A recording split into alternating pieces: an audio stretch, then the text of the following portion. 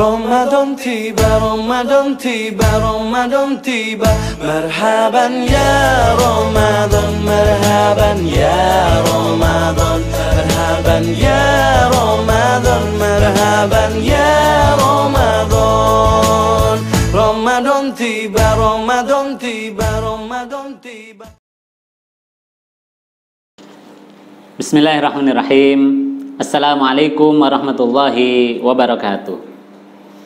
Pemirsa, sobat Smart Cendekia kita yang dirahmati Allah Ta'ala, kita bersyukur kepada Allah pada Ramadan yang kedua ini kita diberi kesehatan dan kesempatan serta semangat untuk tetap beribadah sehingga mengisi Ramadan kita dengan amal-amal solih. Alhamdulillahirabbil alamin. Allahumma salli ala Muhammad wa ala alihi wa ashabihi ajma'in wa ba'du. Sebelum kultum saya mulai, saya akan sedikit menyampaikan ada 2 botol minuman segar susu kurma halabi segar bergizi yang barusan ada seorang yang memberikan hadiah kepada kami dan kami berterima kasih serta mempromosikan. Untuk susu segar ini harganya Rp10.000 per botol, mengandung susu segar dan kurma asli ya. Terima kasih kepada yang berbagi kepada kami ya.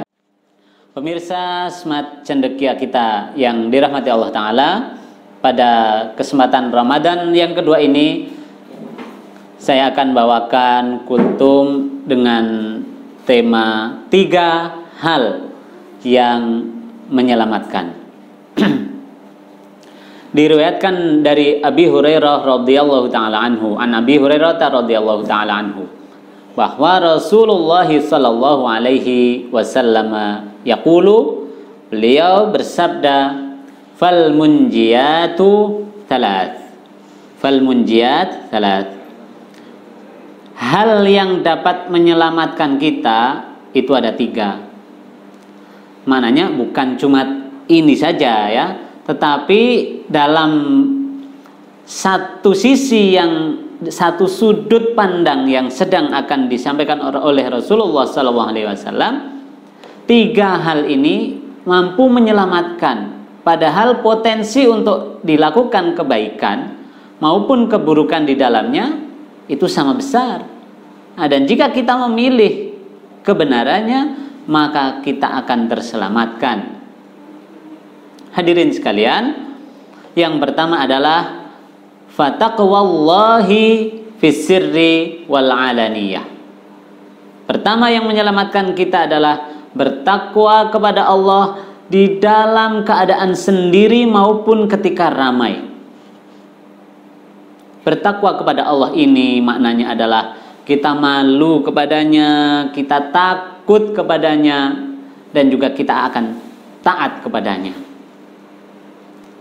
Bertakwa kepada Allah di saat ramai ini sangat mungkin kita lakukan karena kita akan malu kepada orang yang melihat. Misal kita akan bermaksiat, ditonton oleh teman kita, diperhatikan oleh guru kita, dilihat oleh orang tua kita, kita malu sehingga tidak melakukannya. Tetapi pernahkah coba kita ingat bahwa kita takwa kepada Allah di saat kita sendirian?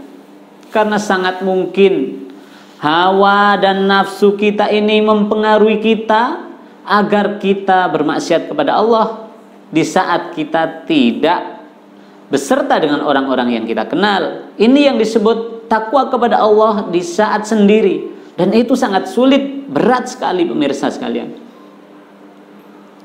Karena taat di saat sendiri itu pengaruhnya itu besar, bahwa kita selalu merasa diawasi Allah sehingga kita tidak banyak akan merugikan diri dan orang lain. Karena kebaikan-kebaikan di saat ramai pasti akan kita lakukan. Bagaimana tidak saat sendiri saja kita mampu menahan dari perbuatan buruk. Maka mari kita coba kembali kepada diri kita masing-masing. Jika di saat ramai kita masih mampu berbuat takwa, sedangkan saat sendiri kita begitu ganasnya, begitu mahirnya berbuat dosa dan kemaksiatan, mari kita beristighfar bersama-sama, bertaubat kepada Allah Subhanahu wa taala. Yang kedua yang menyelamatkan kita adalah wal qaulu bil haqqi fir ridha was sukhti. Berkata benar dalam keadaan kita ridho maupun marah. Apa maknanya? Kalau kita berkata benar saat kita ridho terhadap satu masalah tertentu, itu wajar dan umum. Tetapi jika kita mampu dan mau berkata benar dalam keadaan emosi kita membuncah, ini adalah istimewa. Karena sesungguhnya yang halal akan tetap halal mau kita suka ataupun tidak. Yang haram juga tetap haram mau kita benci ataupun tidak. Sama saja. Dua hal ini akan tetap berlaku.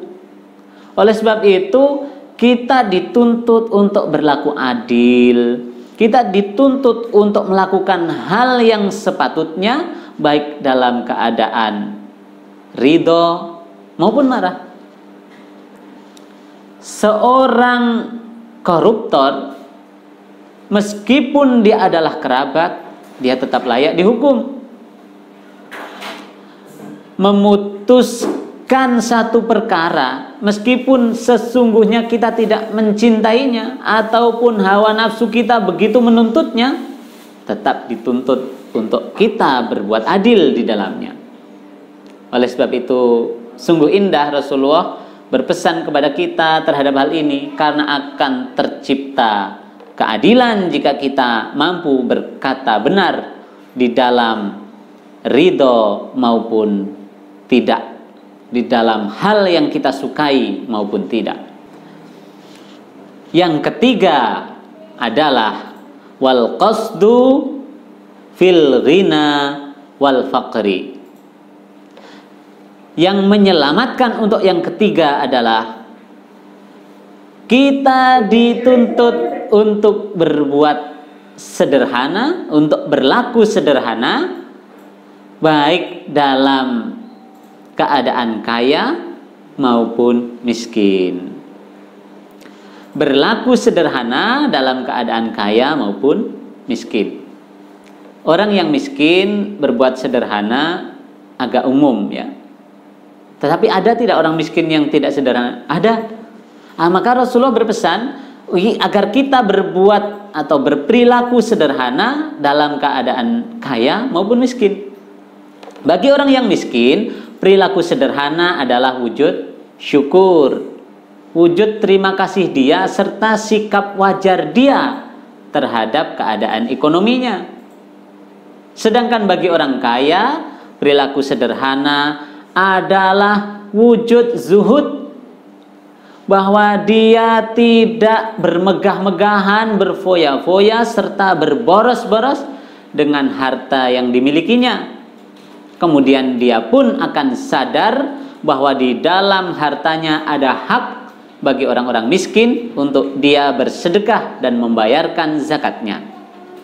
Maka pemirsa sekalian, perilaku sederhana ini adalah perilaku yang berada di tengah-tengah antara pelit dan mubadzir, boros, berfoya-foya. Maka ini adalah perbuatan yang mulia. 3 hal yang menyelamatkan diri kita. Yang pertama adalah takwa dalam keadaan ramai maupun sepi. Yang kedua adalah berbuat adil dalam keadaan kita ridho maupun kita tidak meridhoinya. Yang ketiga, berperilaku sederhana dalam keadaan kaya maupun miskin. Semoga Allah mempermudah kita untuk mengamalkannya. Aqulu qouli hadza wa astaghfirullah li wa lakum. Selamat berbuka puasa. Wassalamualaikum warahmatullahi wabarakatuh.